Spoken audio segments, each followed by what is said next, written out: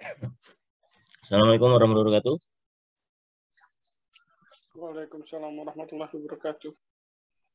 Ya. Waalaikumsalam warahmatullahi wabarakatuh. Oke.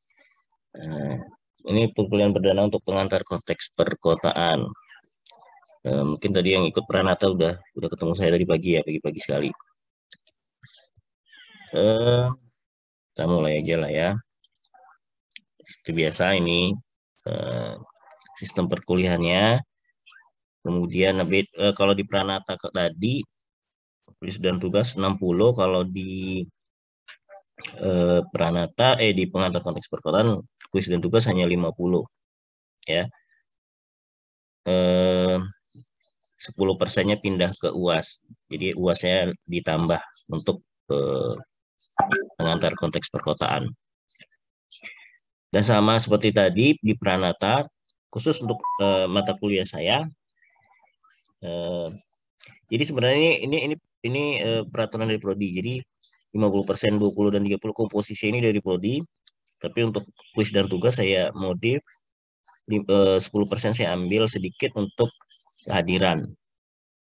Jadi kalau kehadirannya nggak 100%, berarti kuis dan tugas agak berkurang, bukan 50% gitu ya. Karena saya hargai juga kehadiran kalian. Nah, seperti itu. Dan saya jelaskan lagi juga, mungkin yang tidak ikut Pranata tadi pagi, jika berhalang hadir, tolong kabari saya. Ya, baik itu sakit atau izin. Ya, sebelum jam perkuliahan dimulai. Jadi jam perkuliahan untuk pengantar konteks perkuliahan itu jam 9.10. Sebelum itu, kalau lewat itu udah nggak saya terima lagi. Ya. Kalau tidak ada kabar, kehadiran Anda tidak ada kabar, itu dihitung tidak hadir benar, dan itu mengurangi persentase penilaian kehadiran pada saat syarat untuk mengikuti UTS dan UAS. Ya, jadi tolong kabari ya. Karena kalau ada kabar baik itu sakit atau izin, tetap dianggap hadir sehingga tidak mengurangi kehadiran kalian. Ya, persentase kehadiran kalian. Yang penting kasih kabar aja ya. Nggak repot kok, hanya WhatsApp doang. Tidak perlu ada surat keterangan sakit dari rumah sakit atau surat izin dari orang tua ataupun kantor gitu ya. Yang penting kabari saya aja. Nah, ini referensinya. Ya, ada beberapa buku tentang perkotaan. Pengantar arsitektur kota yang sebelah kiri ini bisa kalian googling ya. Ada orang yang mengupload kalau nggak salah saya itu. Jadi bisa di-download. Karena ini buku seharusnya nggak boleh sih. Ya. Arsitektur kota, kemudian perencanaan kota, kemudian perencanaan kota itu, dan sebenarnya masih banyak ya buku tentang kota tuh banyak sekali. Ya, banyak sekali. Baik di dalam negeri maupun diktat dari luar negeri seperti ini. Jadi buku yang banyak menjadi pegangan dalam perkotaan itu salah satunya ada Rob Creer, ada Kevin Lynch, ya nanti ada Amos Rapoport dan segala macam yang itu bukunya digunakan mulai dari kalian S1, S2 sampai S3. Banyak buku penulis-penulis tentang perkotaan yang bukunya digunakan dari banyak level akademis. Saya mulai ya, karena kuliah perdana nggak lama-lama, apalagi saya juga lagi nggak enak badan sebenarnya. Ya. Satu keluarga sakit tapi bergantian mengajari anak saya, yang nomor 1, nomor 3, nomor 2, akhirnya saya dan istri juga sakit. Ya. Nah, ini pengantar konteks perkotaan itu apa sih kuliah ini gitu ya. Saya jelaskan dulu. Apa sih yang kita pelajari di mata kuliah ini? Yang pertama tentang pengantar. Ya. Jadi setiap judul maupun itu judul buku, judul tulisan dan segala macam, judul mata kuliah itu menggambarkan tentang isinya ya, yang isinya. Yaitu pengantar adalah pandangan umum yang dijelaskan secara ringkas. Ya, jadi seperti ini Berarti kita nanti mempelajari tentang perkotaan secara umum, ya, secara umum. Tidak teknis lah, ya, dan tidak begitu detail. Konteks itu bagian satu uraian atau kalimat yang dapat mendukung atau situasi yang ada hubungannya dengan satu kejadian. Jadi mengenai, ya. Kalau dalam kata lainnya sih mengenai, walaupun itu nggak begitu tepat, ya. Konteks itu tergantung dari situasi gitu, ya. Konteks. Kalian bicara karena satu kata itu bisa mengandung banyak arti tergantung kalian bicara apa. Nah, itu konteks, ya. Konteks. Kalian bicara apa atau dalam kejadian tertentu itu sedang apa gitu, ya. Contohnya kayak kota. Kota dalam bahasa Inggrisnya itu city, ada juga urban. Nah, itu beda. Walaupun city dan urban itu sama-sama kalau di bahasa Indonesia kan artinya kota, tapi beda. Ya, bedanya apa nanti saya coba jelaskan di slide berikutnya. Perkotaannya itu tentang perkotaan, ya. Perbincangan tentang berbincang, ya. Perdukunan, ya, berarti tentang dukun. Nah, perkotaan berarti tentang kota. Dalam hal ini kota itu di sini bukan kota dalam satu kota utuh, tapi dalam satu kawasan kota, ya, yaitu daerah yang punya kegiatan utama non pertanian dengan susunan fungsi kawasan sebagai tempat permukiman dan pusat jasa pemerintahan sosial dan ekonomi. Itu perkotaan. Jadi sebenarnya kota itu perkotaan itu bagian dari kota. Nah, ini tadi saya sebut kota dalam makna city dan urban itu beda, ya. Kota dalam city itu tempat, ada fisiknya. Kalau urban itu mengenai atau sifat atau hal, ya. Tapi intinya sama, ya, itu kota itu adalah berkaitan dengan padatnya penduduk, luas yang sangat terbatas, heterogen, ya, pusat ekonomi dan pemerintahan segala macam, sarana dan prasarananya lebih lengkap, relatif lebih lengkap. Nah, ini pengertian kota menurut beberapa ahli, ya. Kalau menurut Genfeld itu kata kuncinya adalah penduduk yang padat, ya, kemudian non agraris. Kalau Max Weber itu tentang ekonomi, Burkhardt itu tentang tempat tinggal, ya, Bintarto itu tentang padat penduduk juga heterogen tadi, ya. Notem itu tentang penduduk yang tinggi juga, kemudian pusat kegiatan juga. Amos Rapoport itu padat, ya, padat dan heterogen. Jadi hampir-hampir sama lah intinya, ya. Cuma ada yang beberapa beda perspektif. Jadi kalau disimpulkan sih sebenarnya kota itu padat, non agraris, dan pusat kegiatan, ya, begitu sosial, pemerintah, ekonomi, budaya, dan segala macam.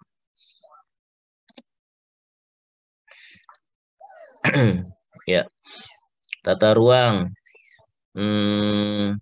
Nah, ini tadi, ya, ruang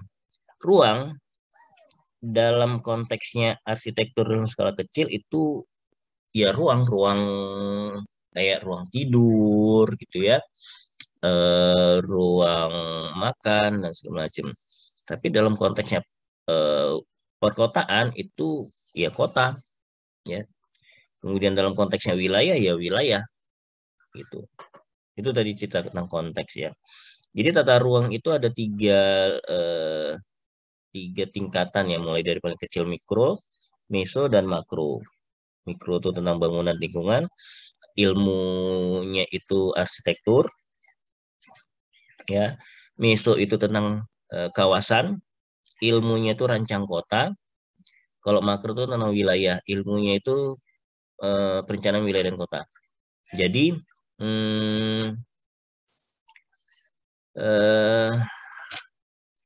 kalau arsitektur kita itu lebih konsen ke perancangan, ya. Kalau wilayah itu lebih konsen ke kebijakan, ya peraturan, ya, jadi merumuskan kebijakan, peraturan, pedoman dan segala macam. Jadi hampir tidak ada desain.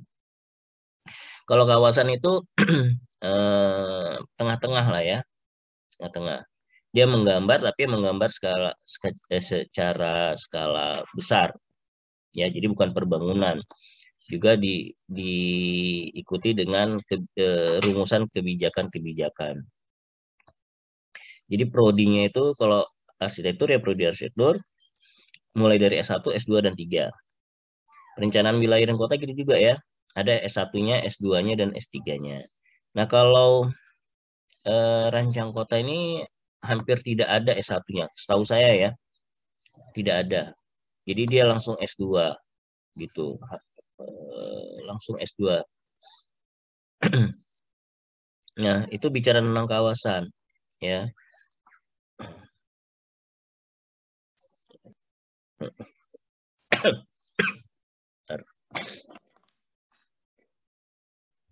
Bentar ya, sebentar.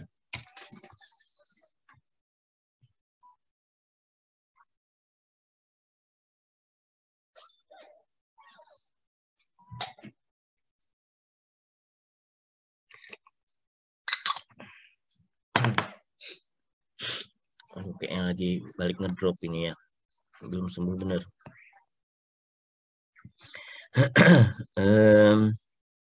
Ya. Jadi mata kuliah kita tuh di tengah-tengah ya. Yang miso ini. Jadi nanti kita banyak cerita tentang kawasan. Ya. Kalaupun cerita tentang bangunan, dia biasanya kalau dirancang kota bicara tentang fasad aja. Fasad. Karena ruang kota itu lebih banyak di luar. Jadi yang terlihat kan hanya fasad. Ya, baik itu tentang tipologinya, baik itu tentang stylenya, ya, atau tentang tinggi rendahnya bangunan gitu ya. Nah itu rancang kota, ya, ilmu rancang kota. Untuk perencanaan wilayah dan kota itu lebih kebijakan, makanya di program studi arsitektur itu tidak ada pelajarannya, ya, karena lebih ke peraturan sih, ya, perumusan ke peraturan gitu. Kalau mau langsung ambil itu tadi S1 perencanaan wilayah dan kota, ya. Nah, kalau rancang kota itu kita pelajari di mata kuliah ini, ya. Dan prodi S1-nya hampir setahu saya tidak ada, ya, karena organisasi profesinya, jadi kayak arsitektur kan organisasi profesinya Ikatan Arsitektur Indonesia atau IAI. Kalau perencanaan wilayah dan kota tuh organisasi profesinya IAP, Ikatan Ahli Perencanaan Indonesia. Ya, ada Indonesia tapi saya nggak tahu kenapa hanya IAP bukan IAPI ya. Tapi mereka menyebutnya hanya IAP. Nah, kalau rancang kota organisasi profesinya Ikatan Ahli Rancang Kota Indonesia atau IARKI. Kebetulan saya salah satu pengurusnya ya di bagian bidang kompetensi dan profesi. Nah, itu memang belum ada S1 rancang kota ya. Jadi memang IARKI sendiri masih kesulitan atau masih merumuskan, selain provinsi masih baru tahun ini kalau nggak salah Januari ya resminya, walaupun 3 tahun sebelumnya sudah mulai bergerak, tapi ya baru setahun atau 2 tahun saya lupa ya gitu ya. Jadi profesinya masih baru sekali ya, karena struktur organisasi profesinya kami yang pertama ya, yang resminya ya, karena sebelumnya sudah ada tapi hanya ketua dan perangkat utamanya, sementara bidang-bidang lainnya belum ada dulu. Jadi yang saya dan teman-teman yang lain itu angkatan pertama yang diangkat menjadi pengurus IARKI secara resminya ya tahun 2022 sampai tahun 2025.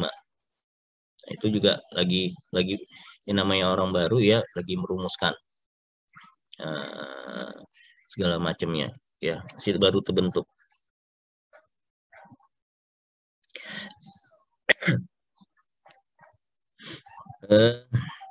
Wilayah, pengertian wilayah adalah ruang yang mengusatkan geografis beserta sejumlah unsur terkait dan seterusnya, bisa dibaca sendiri ya. wilayah itu secara konsep ada 4, ya, ada wilayah homogen, nodal, administratif, dan perencanaan. Homogen ini adalah wilayah yang memiliki sifat yang relatif sama, ya. Nodal nanti saya jelaskan lebih lanjut di slide berikutnya. Di slide berikutnya, nodal wilayah menunjukkan secara fungsional ketergantungan antara pusat inti dengan wilayah lainnya atau hinterland. Administratif wilayah yang ditentukan berdasarkan kepentingan administrasi dan perintah atau politik. Nah, ini kalau administratif lebih jelas batasannya ya dibandingin semua ini. Kalau administratif itu kayak ada jelas, ada namanya, ada pemimpin daerahnya dan segala macam, kayak misalnya Provinsi DKI Jakarta, yaitu berarti wilayah Provinsi DKI Jakarta, wilayah Jawa Barat, sampai kabupaten, wilayah kabupaten apa ya? Kalau di Sumatera Utara tuh Deli Serdang, ya, Kabupaten Deli Serdang, berarti ada bupatinya. Kalau kota itu Kota Jakarta Timur, Kota Jakarta Barat, ada wali kotanya. Nah, itu wilayah berdasarkan administratif. Jadi lebih jelas dan struktur organisasinya lebih formal gitu. Nah, nanti ada wilayah perencanaan, ya, batas wilayah yang berdasarkan fungsional yang telah direncanakan. Oke, kita lihat lagi ya slide berikutnya penjelasannya. Nah, ini wilayah yang homogen. Jadi wilayah yang sama, baik itu misalnya wilayah perbukitan gitu ya, wilayah kalau sebelah kanan itu wilayah pesisir, ya, jadi berada di sekitar pesisir laut atau pantai gitu ya, biasanya mata pencariannya itu nelayan gitu ya, atau wilayah perkotaan, nah jelas ada bangunan tinggi, ada pemukiman padat gitu ya. Nah, itu wilayah berdasarkan konsep homogen tadi. Nah, ini wilayah nodal ya. Jadi ada beberapa wilayah, salah satunya itu intinya, yang lain itu wilayah pendukung kayak Jabodetabek ya. Jadi Jakarta itu wilayah inti, pendukungnya Jakarta, Bogor, Depok, Tangerang, dan Bekasi ya. Ini dibentuk bukan berdasarkan ada satu kota besar di kota kecil lainnya ada kota sekitarnya ada kota kecil, enggak, karena memang kota-kota di sekitarnya itu memang sangat bergantung dengan kota inti ya, dan mobilitasnya terlihat ya. Jadi orang Depok ya pasti kerjanya bukan pasti, misalnya banyak yang kerja di Jakarta. Orang Bekasi banyak yang berangkat pagi-pagi ke Jakarta, balik lagi pulang ke rumah sore ke Bekasi, begitu seterusnya ya. Jadi memang ada hubungan keterikatan kota-kota antara kota besarnya atau kota intinya dengan kota di sekitarnya. Ya, jadi bukan hanya sekedar misalnya Semarang misalnya, ya Semarang. Tapi kota sekitar kota-kota kecilnya kayak Jepara dan segala macam, ada nggak hubungannya ke sana? Kalau nggak ada ya bukan wilayah nodal, ya. Nah, biasanya sudah terbentuk namanya gitu ya, Jabodetabek. Kalau di Sumatera Utara tuh ibu kotanya kan Medan. Nah, itu ada Bidang, Medan, Binjai, Deli Serdang. Ya, karena seperti itu. Ada kota yang tergantung dengan kota besarnya. Hubungannya itu ya ekonomi salah satunya ya, karena orang Bekasi tidak bisa menampung lapangan pekerjaan untuk penduduknya ya. Orang Bekasi pasti banyak yang kerjanya di Jakarta ya, salah satu itu hubungannya. Orang Depok pasti banyak yang kerjanya di Jakarta, itu hubungannya. Jadi tergantung gitu, sehingga penduduk di sekitar itu tidak bisa memenuhi kebutuhannya sendiri gitu ya. Salah satu itu di lapangan pekerjaan, mungkin ada hubungan lainnya, misalnya produksi gitu ya misalnya. Tapi kalau yang paling jelas terlihat sih ya tadi ekonomi tentang lapangan pekerjaan gitu. Dan biasanya seperti itu, biasanya hubungan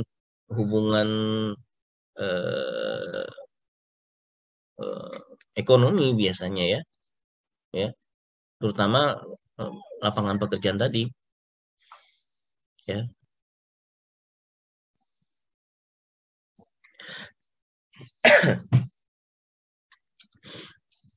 Makanya sistem transportasi juga jelas terlihat ya. Adanya transportasi publik ya Pak, yang pasti publik. Kalau pribadi ya nggak jelas terlihat. Publik yang jalurnya jelas, kayak kalau di Jabodetabek kan ada KRL, ya itu kan jelas. Jadi keretanya itu dari Jakarta ya ke kota-kota pendukung lainnya. Jadi dari Jakarta ke Bekasi, ada kereta dari Jakarta ke Bogor, ada dari kereta Jakarta ke Depok, gitu ya, dan seterusnya. Nah, itu jadi tergantung kota-kota di sekitar itu tergantung terhadap kota intinya. Biasanya penduduk yang hilir mudik itu disebut penduduk komuter, ya, komuter. Artinya dia bekerja di satu kota, tapi tempat tinggalnya tidak di kota tersebut. Itu penduduk komuter. Ya, contohnya ini tadi, Jakarta. Dia kerja dari pagi sampai sore atau bahkan malam. Ya, di Jakarta. Seakan-akan dia kayak penduduk Jakarta, tapi gitu pulang kerja, misalnya biasanya yang bisa kan ada kerja pegawai buruh atau apa gitu ya, yang dari pagi subuh-subuh udah berangkat gitu ya, malam baru balik lagi ke kota asalnya ya, sehingga kadang-kadang kota asalnya hanya numpang tidur, sementara meleknya atau aktifnya ya di kota Jakarta ya. Jadi rumahnya yang di kota-kota sekitarnya itu hanya sebagai numpang tempat tidur kalau saya lihat ya. Saya bukan penduduk komuter, tapi saya pernah dulu ada kegiatan di Depok ya, di hotel, jadi nginep di hotel. Pagi-pagi saya harus ke kampus ya, ada ngajar atau rapat atau apa. Jadi saya berangkat itu gitu azan subuh, langsung sholat di hotel, langsung ke stasiun yang kalau nggak salah stasiun dekat UI ya, jalan kaki tuh. Hotelnya kebetulan dekat UI. Jalan kaki itu kereta KRL itu udah penuh. Ya, jadi bayangkan, berarti yang dari UI itu kereta Depok lah ya. Atau dari Bogor juga ada ya kali ya. Ada orang Bogor yang keretanya lewat Depok juga ya. Saya nggak tahu. Nah itu ya udah penuh. Jadi saya bayangin itu orang sholat subuh nggak ya, gitu. Karena saya aja subuh yang di Depok dekat UI, subuh. Jadi sebelum subuh udah mandi, azan subuh sholat, langsung berangkat itu, belum ada sarapan, itu kereta udah rame banget. Ya walaupun belum desak-desakan ya, cuma udah rame. Artinya duduk lah, nggak ada yang berdiri kayaknya. Dapat tempat duduk tapi udah lumayan rame. Ya, saya kira bayangan saya waktu saya berangkat ini pasti cuma saya atau beberapa orang, tapi udah rame. Ya. Jadi bayangin tuh sholat subuhnya gimana mereka gitu ya. Sedangkan saya yang gitu sholat langsung berangkat aja udah rame seperti itu. Kereta yang dari berangkat sebelumnya saya di stasiun Depok itu ya. Nah, nanti pulang malamnya itu pulang kerja kadang-kadang kan malam ya, jam 7 jam 8 gitu ya. Sampai rumah mungkin jam 9 jam 10 tidur. Ya, bayangin. Ya alhamdulillah kalau saya alhamdulillah enggak ya. Karena saya tinggal di Jakarta. Enggak ngalamin seperti itu. Ya itulah ya wilayah nodal. Nah, wilayah administrasi ya ini seperti ini. Ya, ada Jakarta Barat, Jakarta Pusat kalau Jakarta ya. Kalau Indonesia ya ini provinsi ya. Wilayahnya dibagi berdasarkan provinsi. Tuh.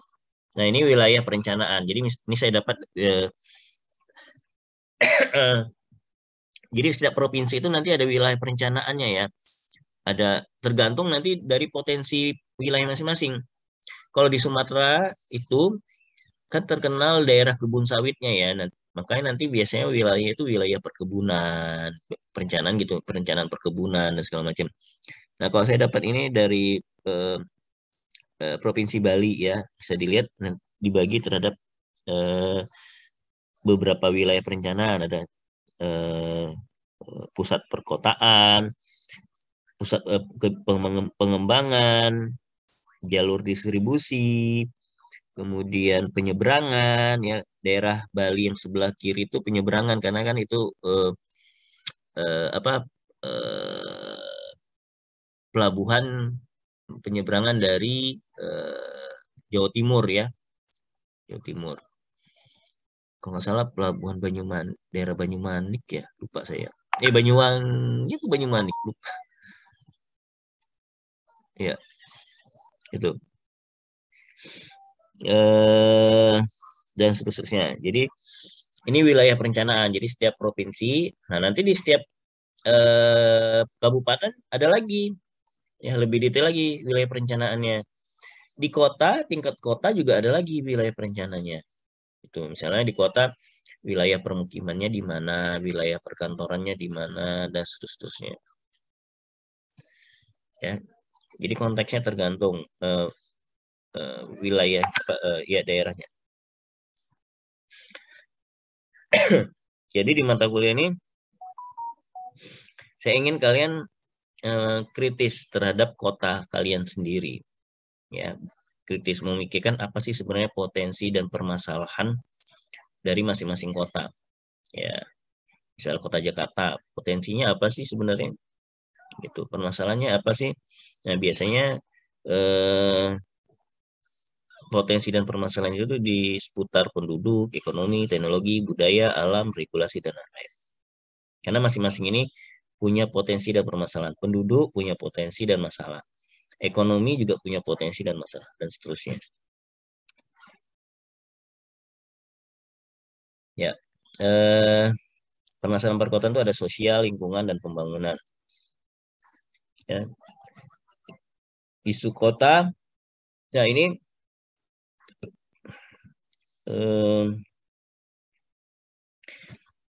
ada beberapa isu kota yang dilempar oleh kota, ya, beberapa kota. Yang pertama adalah kota tanpa kumuh atau kotaku. Ini sifatnya kayaknya nasional ya.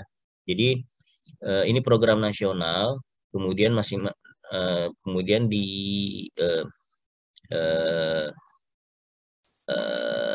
dilaksanakan oleh masing-masing kota. Ya.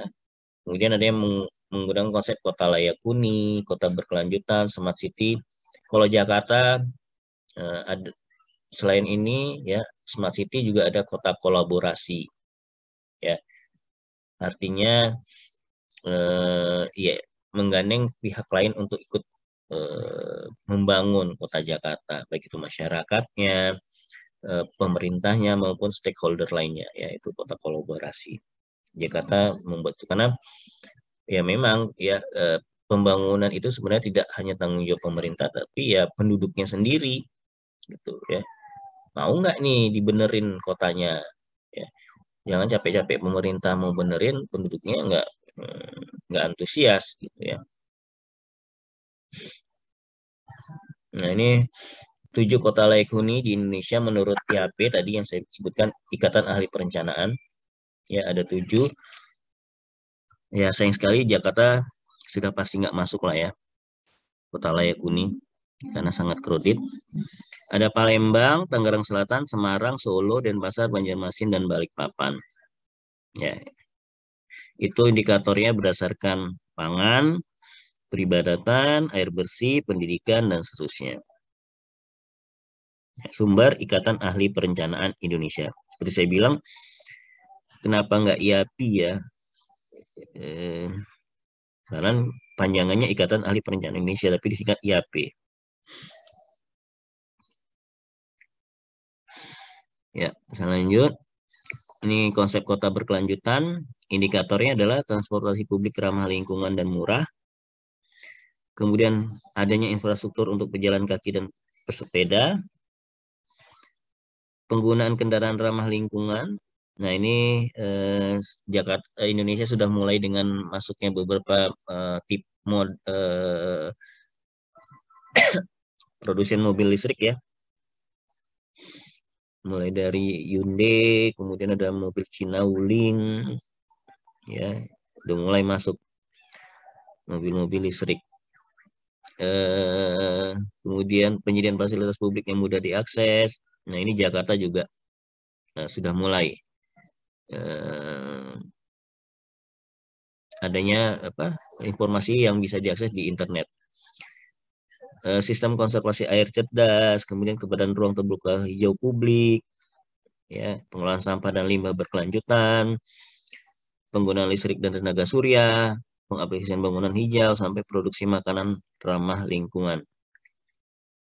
Ya, ini menurut Richard Register. Menurut dia ini indikator dari kota berkelanjutan. Ada yang mau tanya? Oh, ini saya salah menempatkan ya. 456 harusnya di tengah. Oke, ada yang mau tanya dari 10 indikator ini?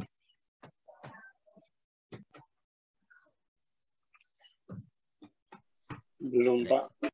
Ya, aja ya. Nah, ini kotaku, kota tanpa kumuh ya. Ini didasarkan atas tingkat pertumbuhan penduduk 4,1 per tahun ya, ini cukup besar. Kemudian paling tinggi di Indonesia, di Asia. Kemudian, nah, lebih dari setengah penduduk Indonesia itu berada di kota. Bayangin, ya. Kota udah tempatnya terbatas, ya. Contohnya misalnya per provinsi, misalnya Sumatera Utara, kotanya kan hanya kota Medan, ya. Kemudian ada kota Binjai, ada kota Brasagi dan semacam, itu kan kecil-kecil. Selebihnya itu ya wilayah perkebunan, sawah dan segala macam, ya. Nah, bayangin udah tempatnya terbatas, wilayahnya terbatas, kota itu, tapi setengah lebih dari penduduk Indonesia itu ada di kota. Jadi bayangin betapa padatnya, gitu ya. Sehingga kalau padat itu ya itu tadi kumuh biasanya, ya, karena tidak terencana, gitu, ya, tidak terencana. Orang urbanisasi secara besar-besaran dan tanpa terencana, gitu ya. Nah, tujuannya adalah meningkatkan akses terhadap infrastruktur dan pelayanan dasar di pemukiman kumuh perkotaan untuk mendukung terwujudnya pemukiman perkotaan yang layak huni, produktif, dan berkelanjutan. Ya, ini prinsip dasarnya ada Pemda sebagai nahoda dan segala macam. Ya, ini ciptaan dari PU ya. Nah, ini ada Smart City. Indikatornya juga ada 8. Pertama, development planning, community, and green open space, transportation, waste management, manajemen air, gedung pintar, energi pintar, masyarakat yang juga pintar, penduduknya yang juga pintar. Ya. Jadi development planning ini ya berarti ya terintegrasi ya antar instansi yang membangun. Seperti saya bilang tadi di awal ya. Kemudian ada ruang terbuka hijau ya. Kemudian ada transportasi yang pintar, nah, atau yang disebut sekarang TOD, Transit TOD, Transit Operation. Aduh, saya lupa. TOD apa pokoknya? TOD. Transportation Oriented D-nya lupa saya. Development bukan sih, Pak? Development ya, mungkin ya. Itu. Jadi transportasi publik yang terintegrasi lah intinya ya. Jadi kalian dari satu daerah ke daerah lain itu jika memang harus berpindah mode transportasi, misalnya dari bus ke kereta atau kereta ke bus sebaliknya, itu bisa langsung gitu ya. Kayak sekarang kan dari MRT bisa naik busway, bus Transjakarta, maaf, busway. Dari MRT bisa naik bus Transjakarta gitu. Tanpa harus keluar dari halte atau stasiun. Gitu. Walaupun masih belum penuh ya, belum total. Kadang-kadang kita juga harus keluar gitu ya. Tapi paling nggak sudah mulai arah ke sana. Karena memang lagi proses ke sana. Nah, itu smart city ya. Kemudian pengolahan limbah yang pintar juga ya. Kemudian sistem manajemen air yang pintar juga. Ini ada 6 indikatornya. Ya, ada smart mobility, smart people, ya, orangnya kreatif. Kemudian jiwa sosialisasi tinggi juga. Kenapa? Karena memang harus berkolaborasi ya. Jadi kita tuh nggak boleh kerja sendiri, nggak boleh pintar sendiri, tetap harus butuh dengan orang lain, ya, bekerja sama dengan orang lain. Smart living, smart economy, smart environment, dan smart government. Nah, di pemerintah nih agak susah ya, karena udah lama pemerintah di Indonesia ini eh, punya apa ya, punya keegoisannya lah ya, cukup lumayan tinggi ya antar pemerintahnya. Ini yang agak, karena masing-masing merasa berhak, itu wilayah saya, itu pekerjaan saya, begitu dan begitu seterusnya, ya.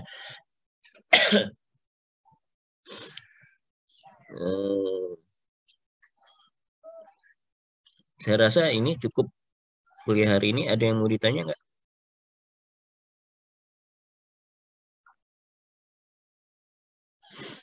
Bentar ya.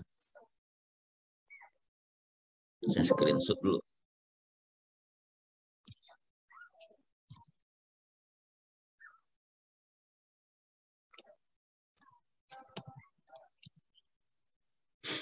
Ada yang mau ditanya? Pak, saya mau nanyain nih Pak, Hmm? untuk tugas-tugas dari matkul ini gambaran besar itu seperti apa ya Pak? Kamu masuk Pranata nggak tadi? Nggak. Pranata saya udah ngambil Pak di semester 5. Oke. Tadi saya ada jelaskan sedikit tentang Pranata. Oke, saya ulang lagi berarti ya. Apa? Jadi saya belum, jadi kan mata kuliah saya itu mungkin sama dengan mata kuliah lain, ada tugas besar. Tugas besar itu buat artikel. Karena tujuan saya juga untuk membiasakan kalian untuk artikel penelitian ya, membiasakan kalian untuk kritis gitu ya.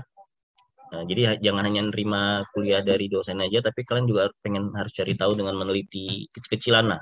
Sehingga nanti harus, dan luaran akhirnya harus dipublikasi di jurnal. Karena nanti di seminar gitu juga.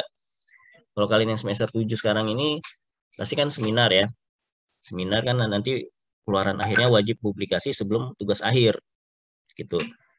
Nah, itu tugas besarnya. Tapi saya nggak tahu apakah di Pranata atau di pengantar konteks perkotaan. Karena dua-dua mata kuliah saya ini ada di semester ini, sama-sama di semester 7. Nah, kan nggak mungkin di Pranata saya buat artikel, di konteks perkotaan juga buat artikel.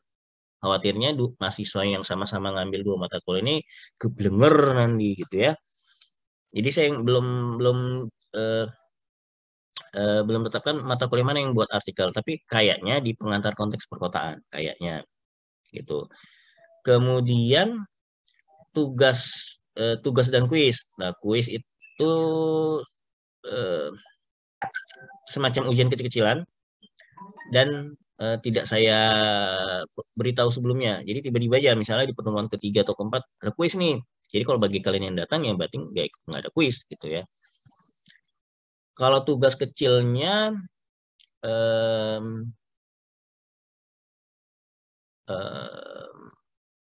kalau dari yang lalu-lalu itu tugasnya kelompok ya, tugasnya kelompok.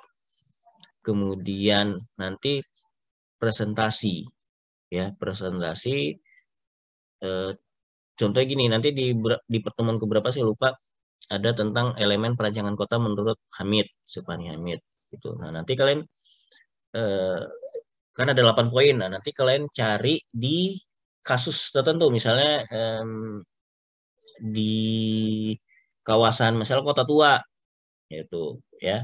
Nah, itu cari apa sih 8 elemen perancangan Sirpani ini kalau di Kota Tua, atau nanti kalau kasusnya misalnya di em, daerah Sudirman misalnya ya, apa sih 8 elemen perancangan Nur Hamid ini gitu di kawasan Sudirman, itu tugas kecilnya. Nah, nanti harus kalian prestasikan, itu tugas kelompok. Itu aja kalau dari saya. Ada lagi? Ya, materi nanti biasa saya share di @link ya. Materi nanti saya share link. Oke, kalau tidak saya sambil nunggu ya, saya mau screenshot ini yang hadir. Bentar ya, saya screenshot dulu ya.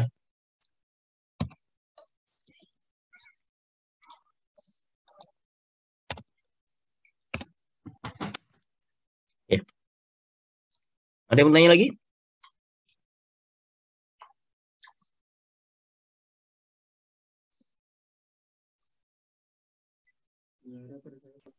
Kalau tidak ada, sudah saya cek chattingan. Oke.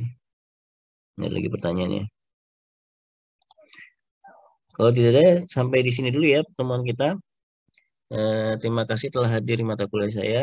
Sampai lagi di pertemuan berikutnya. Assalamualaikum warahmatullahi wabarakatuh. Waalaikumsalam. Waalaikumsalam Waalaikumsalam warahmatullahi Waalaikumsalam. wabarakatuh.